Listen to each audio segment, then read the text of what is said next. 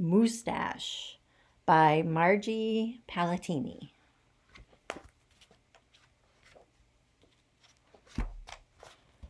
Moose had a problem. A horrible, hairy, prickly problem. It grew right below his nostrils and just above his upper lip. A moustache. Now, not a few spare hairs or shy little stubble. No mere weak wandering whiskers on the upper lip of this moose. No siree.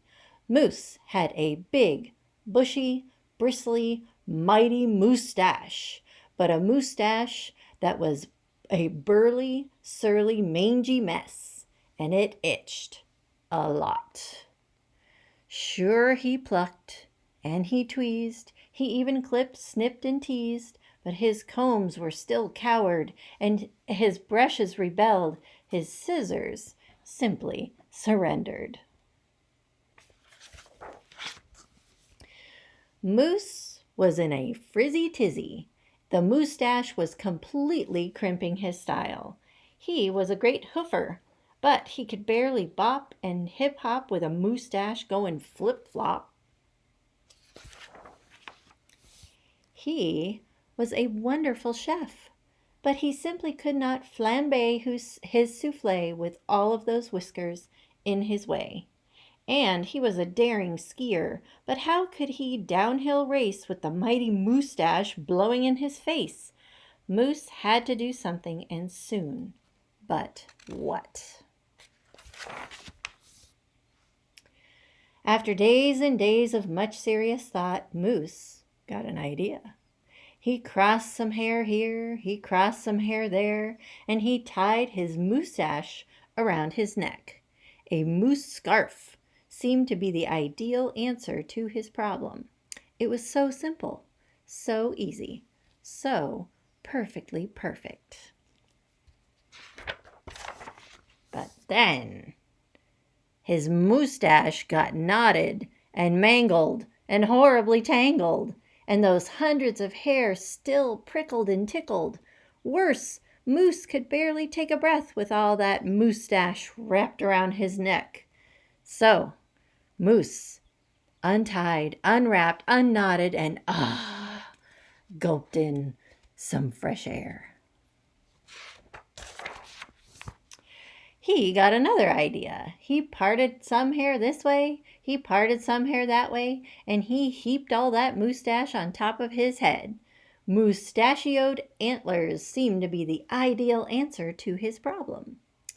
It was so simple, so easy, so perfectly perfect, until a squadron of squirrels and one very nosy gopher moved right into the Moose Motel. They huddled and hoarded, furrowed in, burrowed out. Needless to say, it became quite crowded up there on Moose's head, and heavy, and messy, and very, very noisy. The squirrely chitting and chatting, squeals and squawks woke Moose every morning before the crack of dawn, and that gopher was giving the moose one hairy headache. Moose needed his sleep. He needed his rest. He needed his privacy. Moustachioed antlers? Nuts, said Moose. So he unparted, unpiled, untwisted, and untwined, and said adios to the hairy horns. But now what? What? The miserable moose took hold of a hunk of hair, and he wrestled it, then roped it. He tethered, tied, tamed. Aha! A moose tail. Now that was so simple. That was so easy. That was so not so perfectly perfect. Talk about a dizzy do. Moose didn't know if he was coming or going.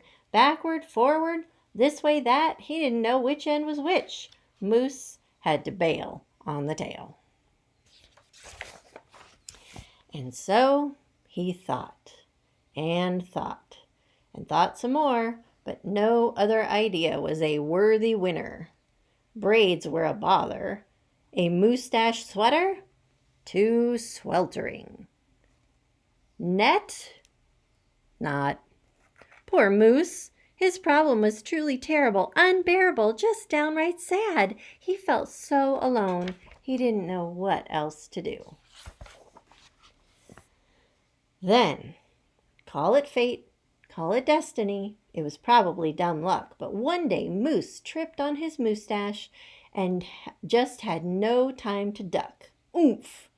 Pardon me, they both said as they bumped.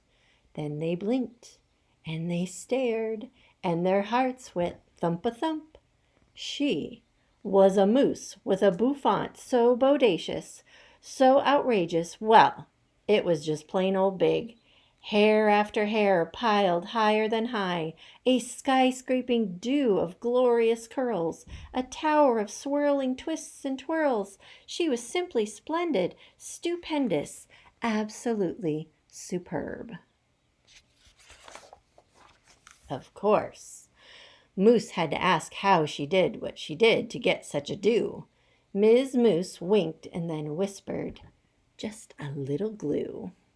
So, she helped he fearlessly plunge a hoof into a fat pot of the white gooey goop, and carefully, oh so carefully, they glopped, and they plopped.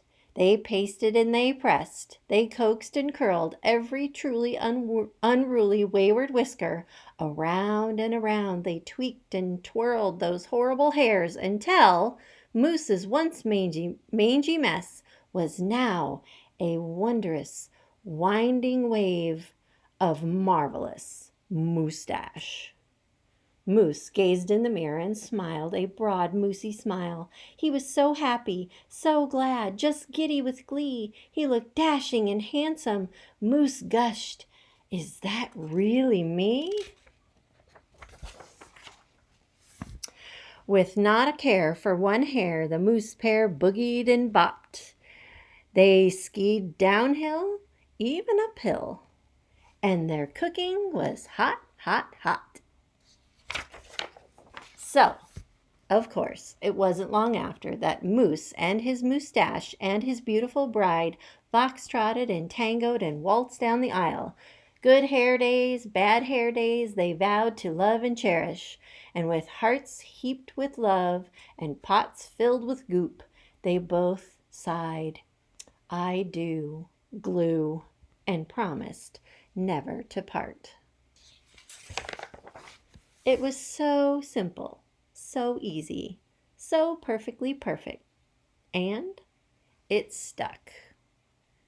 And there they are married, and they have little kids who have crazy hairdos too. The end.